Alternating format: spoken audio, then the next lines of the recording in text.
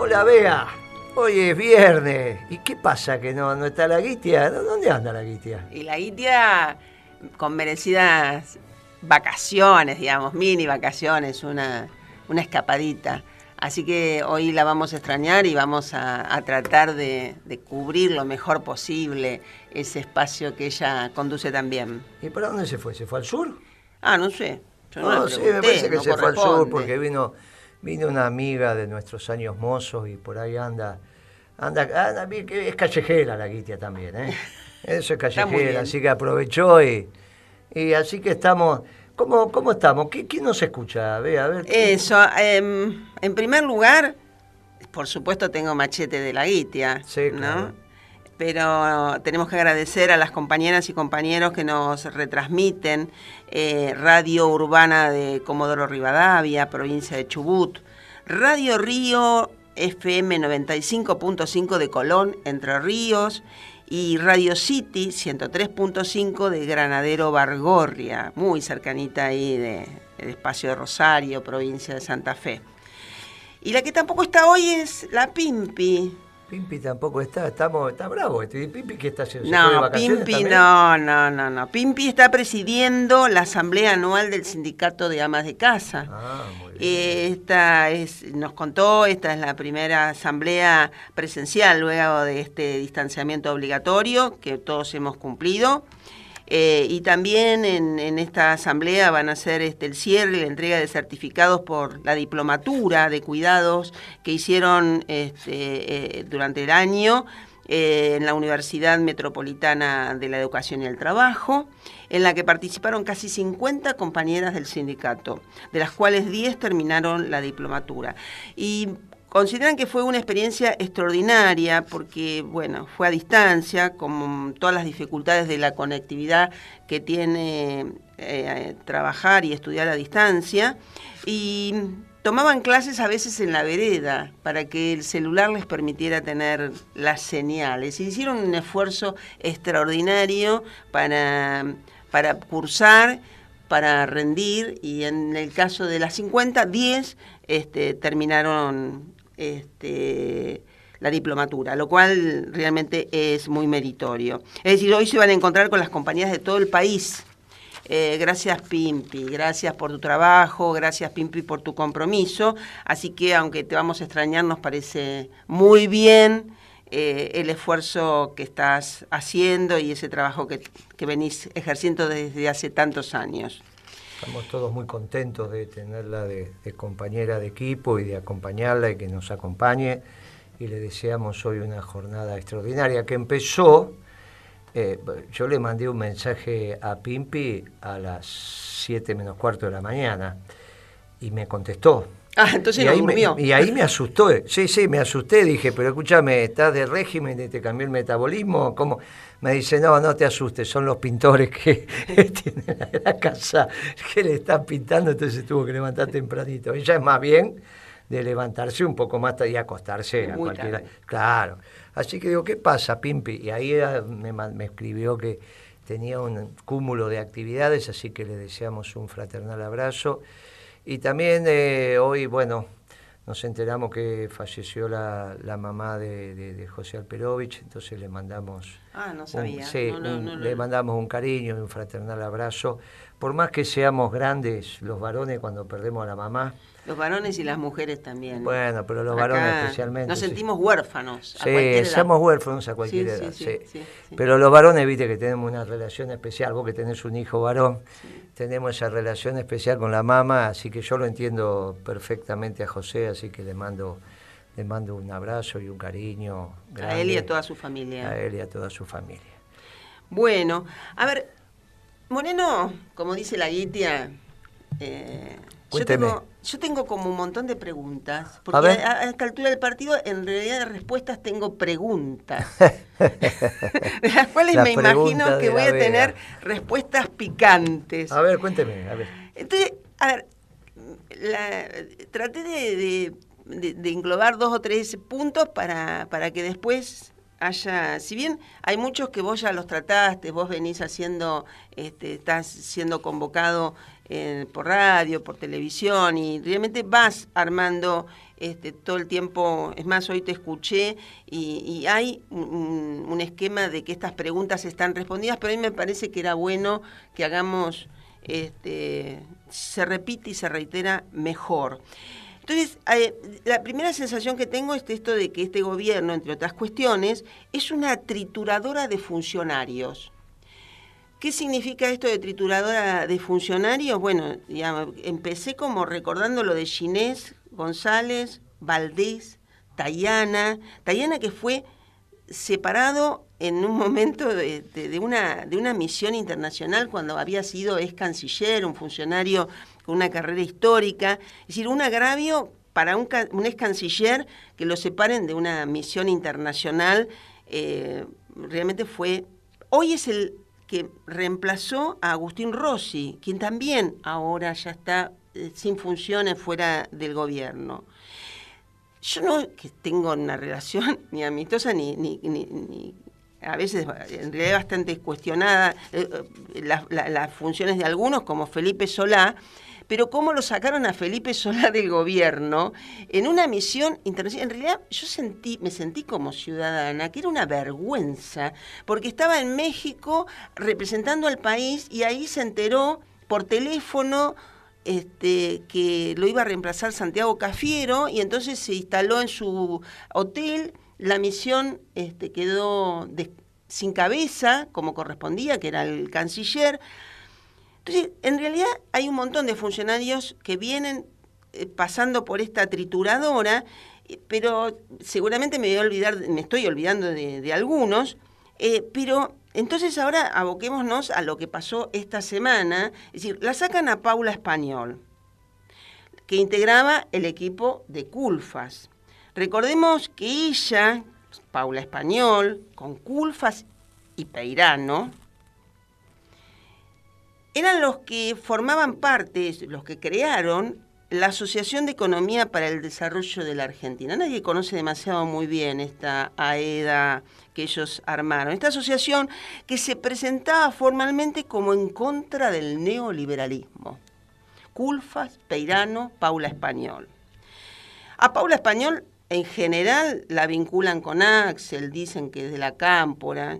Yo lo pregunté especialmente a ella cuando era mi subsecretaria, y la verdad ella no integró nunca la Cámpora. El origen en realidad es Culfas, Peirano.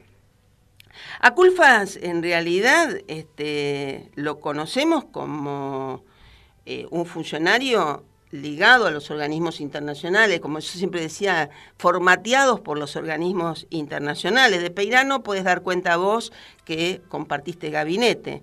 Lo que tenemos claro es que ninguno es peronista, y me animo a afirmar que tampoco tienen interés en serlo, digamos. Eso diría. Pero bueno, sigue la trituradora. Ahora Débora, que tal cual, yo la verdad que no es que tengo respeto, digamos, por funcionarios que tuvieron una trayectoria. Hoy vos mencionabas, es radical, integró cargos de nivel muy alto con Cavallo y con De la Rúa. Ya había estado con Machinea, después estuvo muy vinculada a Domingo Cavallo en ese último año de la Rúa. Fue funcionaria estrella de la Rúa, ministra de la Producción en la provincia de Buenos Aires. Después presidió un equipo de estudios económicos de la Unión Industrial Argentina, y además, sin ninguna duda, el cargo más relevante que ejerció fue el de ministra de la Producción de la Nación, bajo los gobiernos de Cristina. Entonces, nombran a Feletti. Ella participó aceptando un rango muy menor al de su trayectoria. Pero no la designaron, una cosa, ¿viste? Cuando hay cosas que yo, como histórica de la administración pública, nunca vi, digamos, los equipos a veces no son homogéneos, pero trabajan juntos, hay una conducción. Acá, Culfas no tiene, digamos, evidentemente aceptación por Feletti, ni Feletti le responde desde la autoridad, lo cual no me parece ni bueno ni malo, nada. Pero que Débora Giorgino haya sido designada, que esté ahí, pareciera de manera absolutamente informal para lo que es un régimen de estructura de conducción, a mí la verdad que me llama la atención. En el caso de, digamos, ella en su renuncia habla del destrato que recibió por parte de Culfas, que no la designó. Con lo cual, la verdad, lo digo con cariño y con respeto, también hoy lo decías vos en un reportaje que te hicieron, porque te escuché, no sé cuánto puede durar Feletti en estas condiciones, digamos, con todo mi respeto, y que son decisiones personales o no, pero llama la atención. Pero diría dos cosas, por lo menos. Una es que él es el único que habló de retenciones, Feletti, poniendo como una situación donde hay que desligar los precios internacionales de los alimentos, y vía retenciones, sin ninguna duda. Pero hubo otra cosa que a mí me llamó la atención, y la verdad nadie lo desdijo, pero tampoco el tema no siguió. Hablaron de que los aumentos que se iban a dar en los alimentos iban a estar ligados o relacionados con el aumento de los salarios. Es decir, si aumentan los salarios, se aumentan los precios. La verdad es que yo estoy vieja, pero nunca había escuchado esto. Digamos, a ver, a salarios que están por abajo de lo que es un salario que permita hablar de distribución del ingreso. Es decir, no es un salario extraordinario. Y que encima ya le dicen, pero además te lo voy a congelar porque te voy a congelar esa mejora distributiva. ¿Y sabes a qué me hizo acordar? Y vos te vas a acordar también. A ver. Plena reunión de la Comisión de Economía del PJ, estábamos hablando de tarifas. Estaba me acuerdo perfectamente. Sí. Entonces, sí. Alguien que venía del equipo de Kicillof. Exacto, del equipo de Axel. Hoy está en el ANSES. Hoy ese que habló, me parece que es gerente del ANSES, ese que vas a mencionar. Es el que preside la agencia de recaudación de la provincia. No.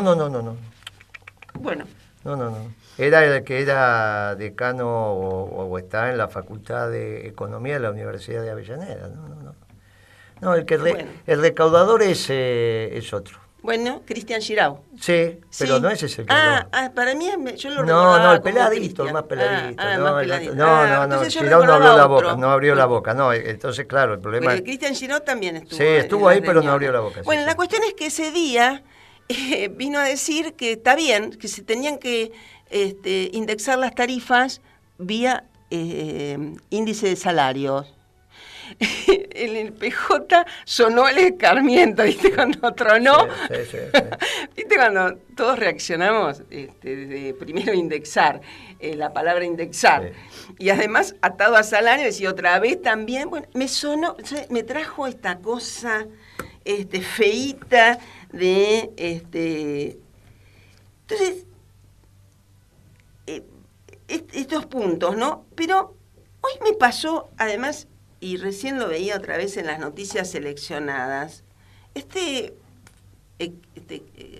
compañeros y compañeras que armaron Soberanos con esa X y qué sé yo, está Amado, que digamos como los principales referentes, está Amado, está Mariotto y está Alicia Castro. Hoy la escuché a Alicia Castro, es decir, no es que un periodista hizo una interpretación, sino la escuché a ella, donde... decía que le pidió una audiencia al presidente, le pidió una audiencia a la vicepresidenta, para decirles que hagan la revolución, presentando ante la justicia internacional al Fondo Monetario, porque el Fondo Monetario dio un crédito a la Argentina y Es decir, ellos no van a hacer la revolución porque no pueden, ellos van a escribir una carta y le van a decir al presidente y a la vicepresidenta que se presenten a que la justicia internacional interpele, no sé cuál es la palabra que debería utilizar, al Fondo Monetario Internacional, organismo que nosotros integramos como país. Pues esto no es una cuestión de gobierno. Ahora, también yo te lo escuché decir a vos dentro de tus reflexiones, y me parece que era bueno reiterarlo, es decir, ninguno de estos... Hay dos cuestiones. Una es que nunca ellos interpelaron a los compañeros que hoy son funcionarios, que integran gabinete, que sí levantaron la mano y aprobaron los presupuestos de Macri y aprobaron esa deuda, y que también rememoro que la única nota discordante era la que firmaste vos como presidente de la Comisión de Economía del PJ, junto con otros compañeros. Entre ellos, por supuesto, estaba Pablo, y creo que estaba, no sé, estaba Roberto, estaba Nielsen, pero digamos, hubo como una presentación absolutamente formal al Congreso, a el Fondo Monetario Internacional, para que no le dieran más plata a Macri. Eso era y los demás levantaban la mano y aprobaban los presupuestos y no decían nada, y ahora parece que otra vez, digo, se rasga las vestiduras hablando de esto. Pero algo que no me llamó la atención, y lo digo lamentablemente, no me llamó la atención, es que ella da por hecho, Alicia Castro como vocera de este grupo, da por hecho que la deuda la va a pagar el pueblo argentino. Y como que no encuentran otra salida, y entonces van a hacer la revolución internacional, pero no se animan a decir, ni pareciera que ni lo piensan, ni lo encuentran como alternativa, que la deuda la pague el sector, sin ninguna duda, con excedentes, dueño de los campos, la oligarquía, que además su representante en el gobierno tomó esa deuda. Esa deuda, sin ninguna duda, pensamos que es absolutamente irresponsable, pero son dos cosas distintas. Entonces, no hicieron nada con los funcionarios. A mí, la verdad, me llama un poquito la atención que haya cosas tan, la verdad, casi ridículas. Perdón la calificación, pero me parece que es ridículo lo que está presentando este grupo, que tiene gente de valor. A mí me parece que tienen gente de valor, pero la verdad, acá hay un combo. Los de AEDA se refieren como que son heterodoxos. ¿Viste ahora esto de cómo te perfilás, cómo te vislumbrás? Bueno, heterodoxo. Yo creo que esta cosa heterodoxa pero mezcla todos iguales. Es decir... Claro. Mira, la síntesis que has hecho viene muy a cuento, y vamos a tratar de ir contestando desde el pensamiento íntimo punto por punto. Primero lo de Débora. ¿Qué le pasó? Yo creo que lo central es que pidió instrucciones y no las recibió, porque me da la impresión que la jefatura política, que en este caso es Cristina, con la última carta, el sábado pasado, decidió empezar a retirarse. ¿Lo podés leer o no? Pero me parece que lo escribió con todas las letras, cuando dijo: sobre este tema no voy a opinar, porque sobre este tema opina el Poder Legislativo, esto es el Congreso, y yo senadora no soy, y el Poder Ejecutivo es unipersonal, como lo dijimos infinidad de veces. No dice el Poder Ejecutivo es unipersonal, pero dice la lapicera, la tiene, la tuvo, la tiene y la tendrá el presidente, y a él le corresponde. Y Le pide después a Alberto que antes de firmar algo que lastime al pueblo, se vaya rememorando lo que le había dicho este julio pasado en la casa de Tucumán. Y le dice dónde lo dijo, no en el living de su casa, sino en la casa de Tucumán, en la misma sala donde se firmó el acta de la independencia, porque ahí hemos estado más de una vez nosotros en los 9 de julio. Con vos hemos estado en una situación muy solemne cuando uno entra en esa sala en la casa de Tucumán. Ahí el presidente dijo, antes de firmar algo que atente contra nuestro pueblo, me voy a casa. Y se lo refresca a Cristina. Con lo cual, creo que la lectura de eso es que hago acá, pido instrucciones, no me la dan, me voy. En ese irse, bueno, ahí nos enteramos que no estaba designada, con lo cual no sé si el seguro del edificio la cubría. O sea, si pasaba algo ahí... Era un intruso. Bueno, por eso, sí, es una situación muy anómala, que es lo que vos estás describiendo de este gobierno, propio del gobierno de Alberto Fernández. Ahora, dos temas que me parece que se articulan con esto de lo que está aconteciendo. Primero, una nota muy particular, tipo... con datos muy precisos. Hay 3 diarios económicos en la Argentina especializados que son BAE Negocios, El Cronista y Ámbito Financiero. Pero hay uno de esos 3 que es muy oficialista, que obviamente su propietario tiene vinculaciones, lo tenía a Alberto de abogado, tiene vinculaciones y situaciones con el matrimonio Kirchner, hizo negocios, hizo situaciones, todo correctamente. No viene a cuento, pero está claro que es un diario oficialista. Ahí dice, y vinculado al sur, ahí dicen que se armó un grupo de empresarios y sindicalistas para reiniciar el gobierno, respaldar y reiniciar el gobierno de Alberto Fernández. Como una guardia, digamos, de pretoriana, que era muy similar a lo que intentó hacer la CGT en algún momento en las reuniones con AEA, y que del propio gobierno se hicieron un par de Zoom, y que el propio gobierno salió a decir después que no, que es esto de juntarse.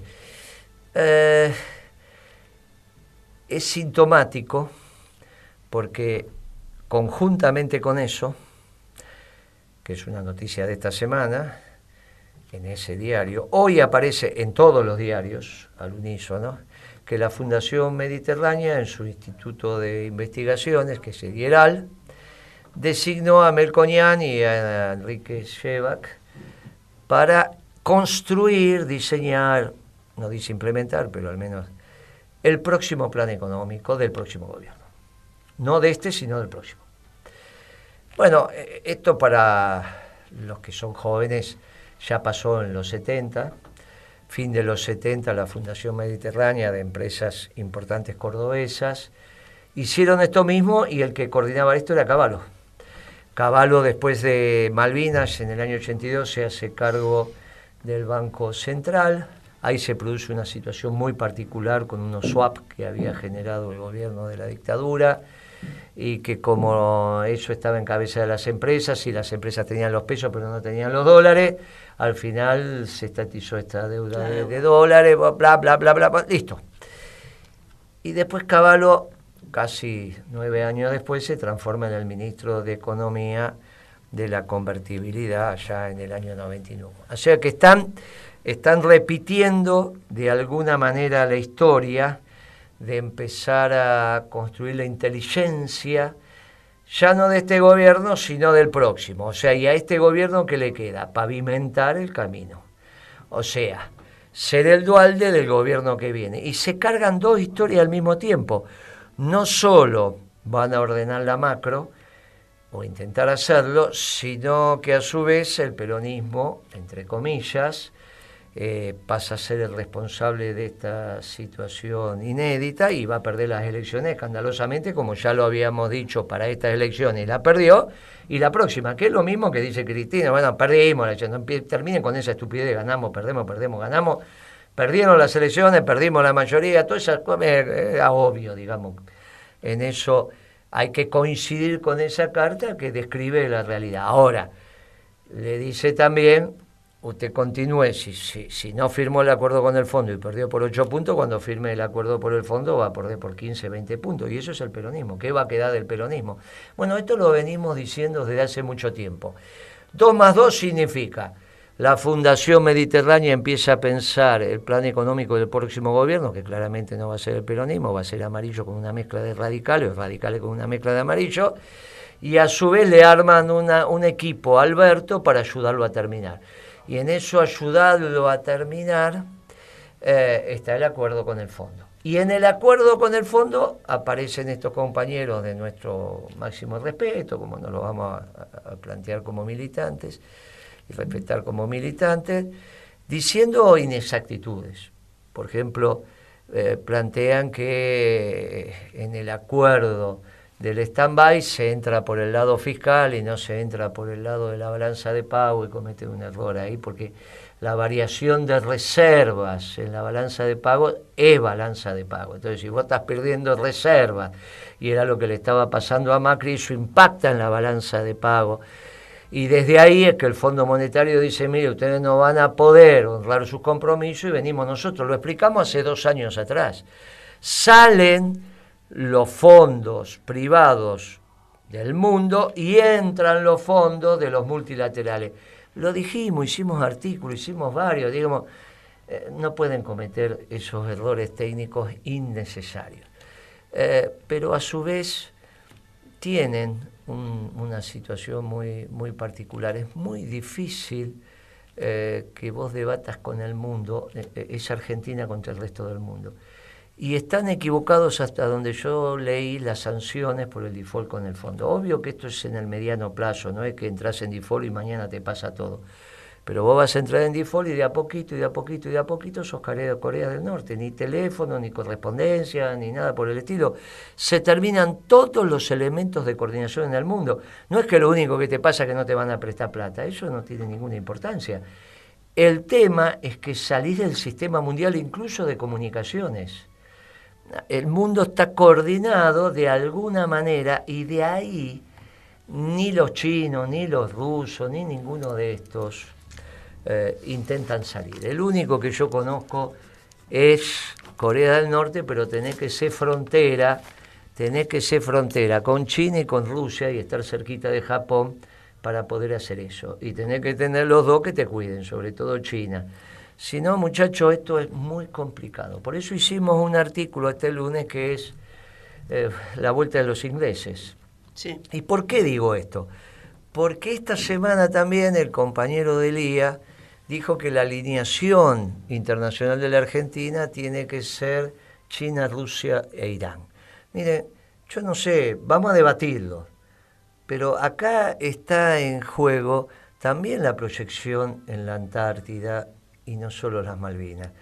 Está en juego cuál es el rol de los ingleses en el Atlántico Sur. Mire, esto merece el pueblo argentino que se debata. Y fíjese que todo está en discusión y se debate por fuera del gobierno, porque el gobierno no plantea estos temas. Mire, el gobierno planteó, y ahora lo vamos a hablar con Pablo, que iba a firmar el acuerdo con el fondo el miércoles a la tarde. Entonces el miércoles a la tarde los bonos que venían cayendo a última hora reaccionaron, la bolsa se dio un poquito vuelta, miércoles.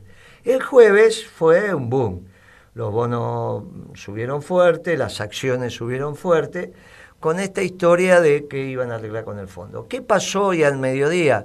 Hoy al mediodía empezó la historia de que la Argentina va a firmar, pero va a ser un stand-by, porque en realidad, para que no tenga condicionamientos, y es a partir de 2 años nuevos de stand-by, bla, bla, bla. ¿Qué terminó pasando? Viene los ADR volvieron a caer y van a tener... Mire, esta situación que piensan que es un juego, no va a ser un juego. No hay ninguna otra posibilidad que cerrar un acuerdo con el fondo. El tema es quién pone la plata. El tema es quién pone la plata, y vos lo dijiste muy claro, los sectores rentísticos. Tienen que poner la plata los sectores rentísticos. Y entonces no le tenemos por qué defender la billetera a la sociedad rural. Si no le vamos a defender la billetera a la sociedad rural, no nos preocupemos. Ahora, para eso hay que hacer lo que hay que hacer, y se lo dijimos hace 2 años. Si no ponen la plata los terratenientes, la van a poner los jubilados. Ahora, no querés que la pongan los jubilados, estamos de acuerdo. No querés que la pongan los terratenientes, no estamos de acuerdo, entonces te querés pelear con el mundo, las Naciones Unidas. Mire, la verdad que no se los entiende. Yo creo que dicen estas cosas para tener un discurso político, pero no le están dando solución al pueblo de la patria, no le están dando solución. Pero yo, si está en línea, me gustaría discutir esto con Pablo Chaliú. Hola. ¿Qué haces, Pablito? ¿Cómo estás? ¿Estás ahí? Estoy acá. Qué alegre. Gusto. Hola, Beatriz. Hola, Guille, ¿cómo andan? Muy bien, mirá, habíamos quedado la semana pasada que íbamos a revisar cuáles eran las alternativas de acuerdo con el Fondo Monetario Internacional.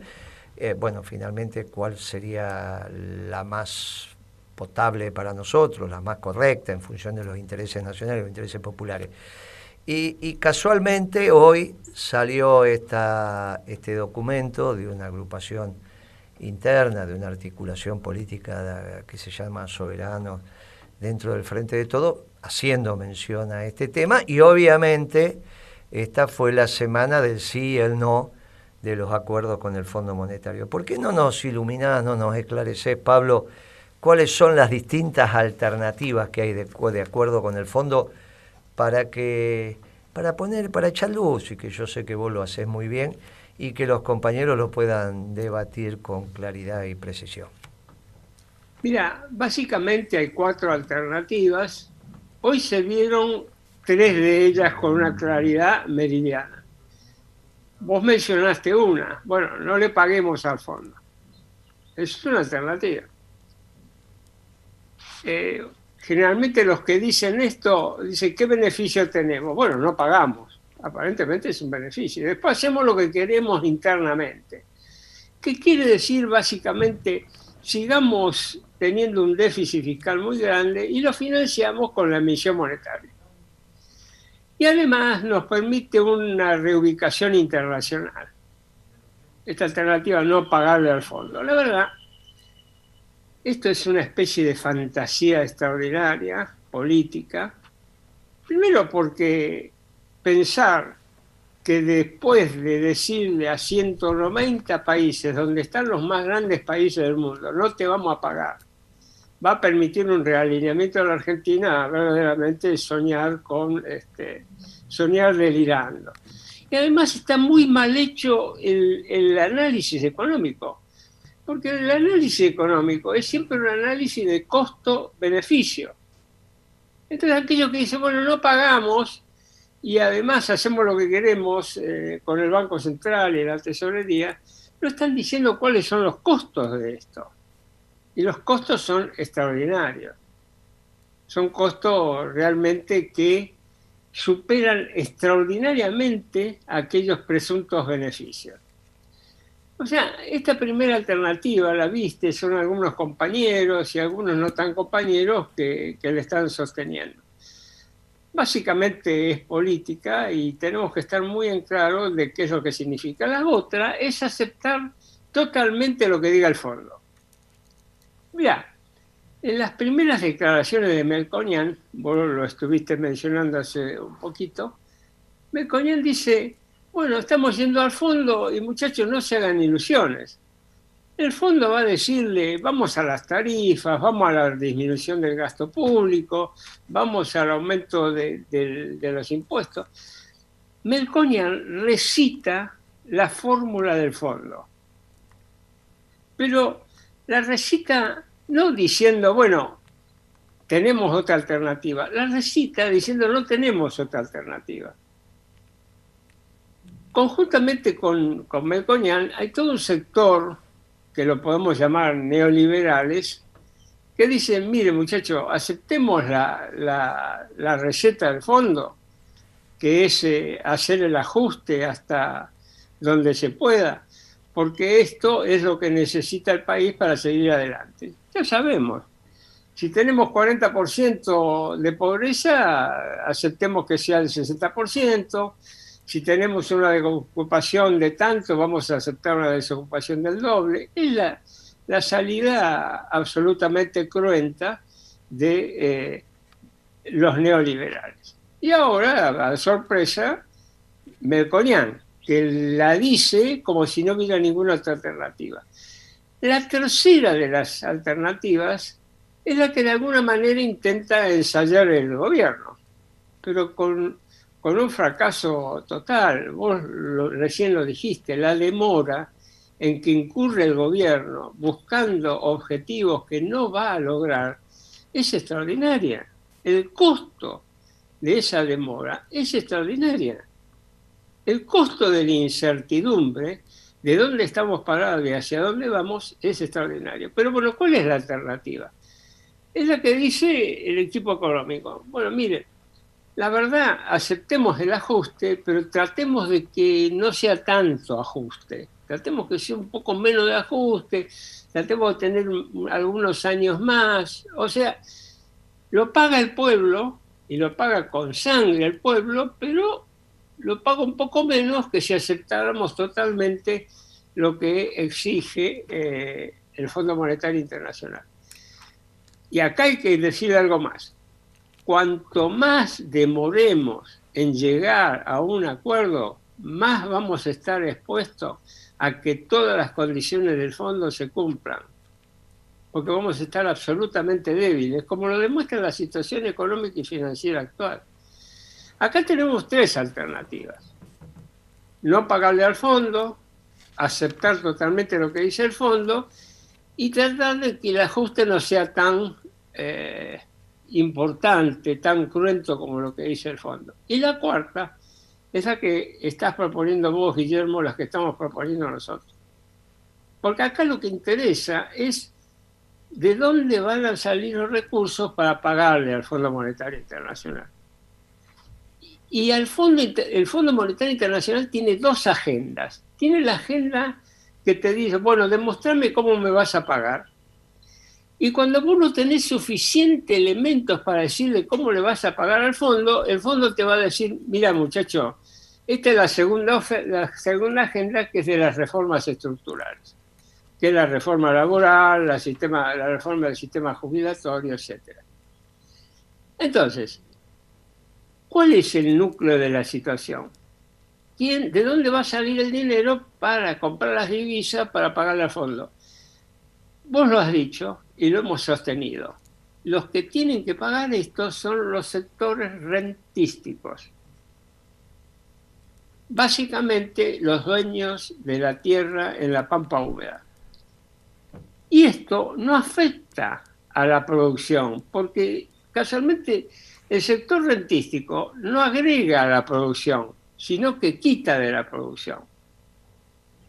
Entonces, cuando uno va con una propuesta de este tipo al Fondo Monetario Internacional, ya no tiene necesidad de discutir las reformas estructurales. Por supuesto que esta no es solo la única medida. Nosotros presentamos un plan de medidas, son 30, 40 medidas, cuya esencia es que el costo del pago lo hacen los sectores rentísticos y cuya esencia es un plan integral que basado en los equilibrios macroeconómicos apunte al crecimiento y a la estabilidad de precios. Eso es lo que está faltando hoy en la Argentina, en el sentido de la política en el gobierno, incluso en algunos sectores empresarios. Porque la misma Fundación Mediterránea, al haberlo elegido a Melconian y a Segwach, están diciendo de que aceptan en mayor o menor grado las cosas que le va a imponer el Fondo Monetario al gobierno. Mirá, Pablo, la verdad que has hecho una síntesis impecable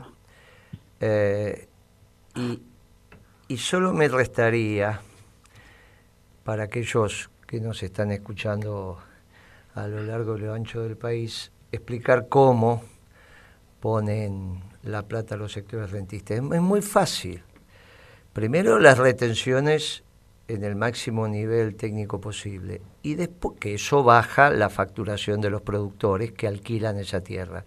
Pero después le bajamos el costo a los productores con una ley de arrendamientos. y no solo ese costo le vas a bajar, sino que también le bajas el costo de la energía, con lo cual bajando los dos costos, ya que la energía la vas a poner en relación a los costos de la propia energía, exploración y explotación en la Argentina, sobre todo la energía fósil, y que vos tengas claro que el precio de venta tiene que estar con una ganancia justa y razonable de cada uno de los eslabones de explotación y de transformación y de comercialización, desde que sacás el petróleo de abajo de la tierra hasta que llenás el tanque de nafta o el depósito del gasoil del generador de fueloil. Miren, si esto es así, que es como lo tuvimos durante la década ganada, lo que te termina pasando es que los dos grandes costos, que es el alquiler de la tierra y la energía de los productores, le bajan, y entonces lo que le bajó de ingreso le baja de costos y se mantiene estable su rentabilidad. Con los únicos que vas a discutir es con los dueños de la tierra, no con el campo. El campo tiene 4 segmentos, que son los trabajadores calificados o no, o sea, un veterinario, un ingeniero agrónomo o un peón rural, trabajadores calificados o no. Tiene los grandes contratistas, que son los que hacen las tareas, con esas máquinas enormes que uno ve en la ruta, que siembran, que cosechan, que etcétera, etcétera. Tenés el productor, que es el que organiza la producción, y después tenés el cuarto elemento, que es el dueño de la tierra. Miren, esos son los rentistas que tienen. Por eso bien decías vos que no perjudican la producción, esta situación, este análisis de decir, miren, por primera vez en década, muchachos, les toca a ustedes. E incluso estamos en condiciones de discutir, de darle un bono a 30 años, etcétera, pensando que de acá a 30 años la Argentina ya tiene un ingreso per cápita y un tamaño de la economía donde ya esta deuda no va a ser relevante, y entonces se les puede reconocer de alguna manera esta situación. Pero hoy de corto plazo no hay otro que ponga la plata, ni los liberales, ni los socialdemócratas, ni estos que se creen, como decía Beatriz recién, los revolucionarios, plantean la solución. Uno lo dicen hambreando al pueblo, el otro plantean situaciones absolutamente ridículas. El gobierno diciendo que lo quiere hacer y al final no puede. Y la única alternativa es la peronista. Mire, como siempre pasa, Pablo, los peronistas somos los únicos que tenemos la alternativa para la gobernanza de la Argentina, conduciendo los destinos nacionales hacia una patria justa. Yo te agradezco enormemente que nos hayas esclarecido. Y bueno, desde ya te dejamos convocado para la semana entrante para que sigamos analizando la economía desde una visión peronista, si es que estás de acuerdo. Pero por supuesto, muchas gracias. Nos vemos, hasta luego. Gracias, Pablo, que estés bien. ¿Te parece algo de musiquita para relajarnos después, un poco? Un toque.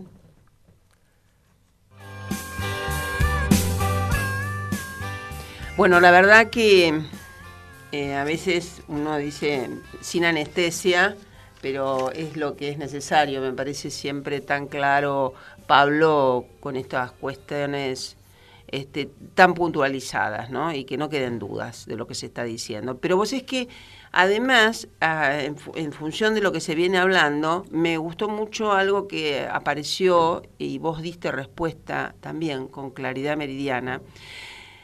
Está apareciendo un nuevo eslogan, que pague la clase política. Y vos hiciste una aclaración que a mí me parece importante volverla a repetir. Sí, ayer hicimos un Zoom con la tropa nuestra de Bahía Blanca que se está organizando. Había una cantidad de compañeros. Y entonces uno de los jóvenes, porque lo que tiene de notable nuestro espacio político, la mayoría son jóvenes. Dice, no, la mayoría son jóvenes. Cuando estás en estas actividades, pero jóvenes, sub-20, 21, 22. Y entonces el chico dice, mire, yo tengo un grupo de liberales, y entonces cuando dije que tenían que pagar los terratenientes la deuda, me dijeron, ¿y por qué no la paga la casta política? ¿Viste cómo hablan ahora la casta política? ¿Qué le contesto, Moreno, cuando los liberales dicen esto? Que no son liberales, son neoliberales, pero bueno, no vamos a entrar en ese detalle. Entonces, mire, Lo que hay que hacer, dice, bueno, porque el presupuesto son 13 billones de pesos. Me dice, yo no sé ni cómo se escriben 13 billones de pesos, me dice el pibe. Pero parece una cifra. Bueno, lo primero que tenemos que tener orden de magnitud. Entonces, el PBI en términos corrientes debe estar 46, 47, 48 billones, ya lo vamos a saber. O sea que 13 billones de presupuesto en menos del 30% tiene su lógica, es la participación del sector público histórico en nuestro gobierno, el de Duhalde, etcétera, etcétera. Y antes también, digamos, no es ninguna cosa extraordinaria. Ahora, cuando uno se mete en el presupuesto, la inmensa mayoría de esto tiene que ver con los subsidios al sector privado, sueldos, salarios y jubilaciones. Y cuando uno se mete en sueldo y salario, a diferencia de lo que piensa Esper, que ni siquiera mira la plantilla del Estado, casi todo es defensa, seguridad, maestro y salud. Lo que queda de la administración es muy poco. Y yo le diría a Esper que tenga cuidado porque la relación de los empleados administrativos del Estado con respecto a la población está por debajo o parecido a lo que pasa en los países desarrollados, pero en algunos por debajo. Insisto, de los empleados públicos la mayoría es defensa, seguridad, educación, salud y jubilado que tenés que pagar, jubilado, pensionado. Y ahí se te va, te quedan migajas. Ahora, si vos agarraras todos los cargos políticos, lo que ellos llaman la casta política, y no le pagas sueldo, que es lo que ellos dicen que tiene que hacer, bueno, ya habría un problema de qué viven, entonces o roban o de qué viven, porque si van a trabajar a donde, entonces solo serían los funcionarios. Tenés que volver a la oligarquía también. Claro, ahí, sí, claro. Funcionarios calificados que son los que tienen plata para poder ser funcionarios. Pero aunque vos lo hicieras y lo consiguieras en un esfuerzo patriótico, que por un año no recibieran nada, es minucias.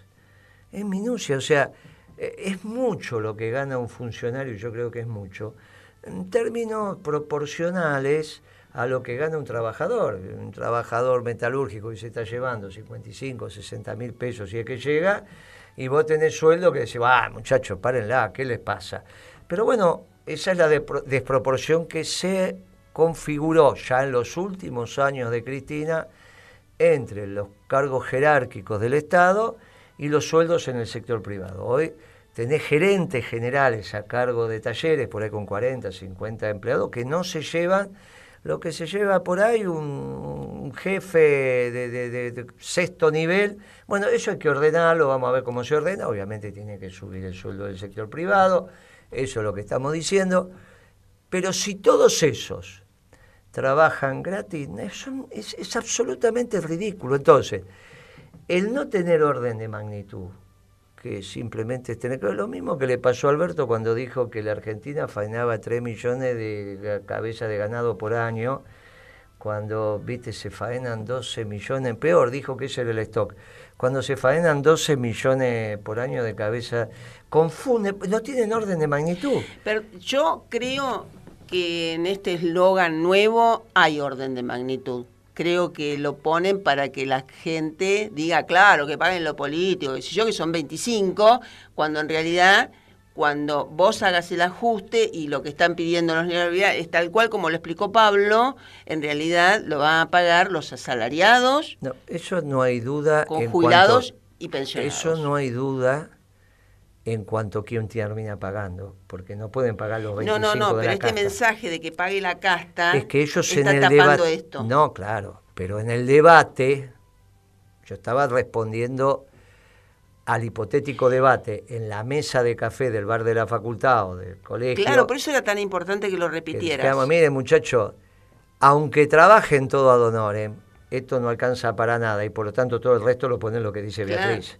Claro. Que son los jubilados, los pensionados, los asalariados, el resto. Mire, la discusión con el fondo, como ya lo venimos diciendo, arrancó al revés. Primero teníamos que haber arreglado con el fondo, que es con lo que no podés entrar en default, y después discutías con el sector privado. Pero como estos muchachos que discutieron la deuda vienen con un mandato al revés, primero discutías con los que no podías entrar en default, desde el lado de ellos, porque desde el lado nuestro, el sector privado internacional no te puede sancionar. el que te puede sancionar es el colectivo de países del mundo que te sacan del sistema, y eso se llama Fondo Monetario Internacional, por lo que explicamos antes. Ahora hicieron al revés. Primero arreglaron con el sector privado internacional, que son los que no tienen capacidad de sanción, y ahora con los que tienen capacidad de sanción no saben dónde meterle los cheques. Porque este es el problema que tienen. Ya tienen todos los días chequeado, ahora te vino el patrón de la vereda y vos no tenés manera. Bueno, esto va a haber que ordenarlo. O se ordena con una política peronista, como la que planteó Pablo, lo que planteamos en este programa, lo que planteamos los economistas peronistas. En esa carta que vos hiciste mención, que yo le firmé a la señora Lagarde como directora gerente, yo designábamos en la Comisión de Economía un equipo negociador, que era Pablo Chaliú, que era Nielsen y que era Pérez Mitter, que lamentablemente lo perdimos. Falleció.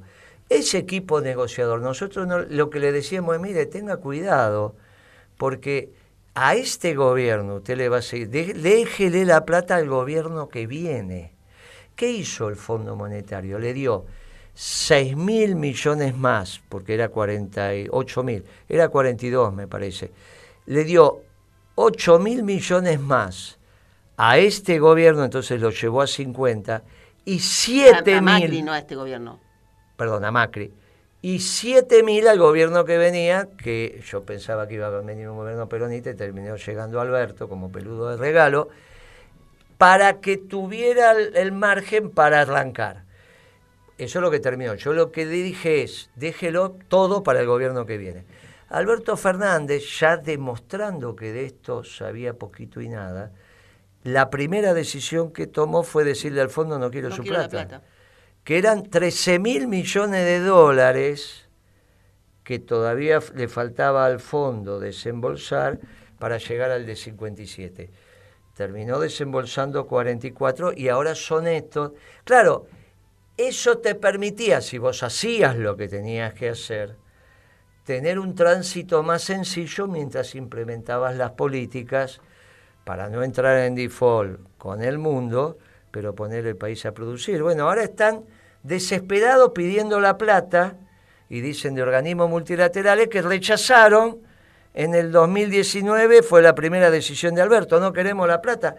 ¿Pero qué les pasa? Les pasa que no saben, les pasa que no están preparados, les pasa que no están aptos.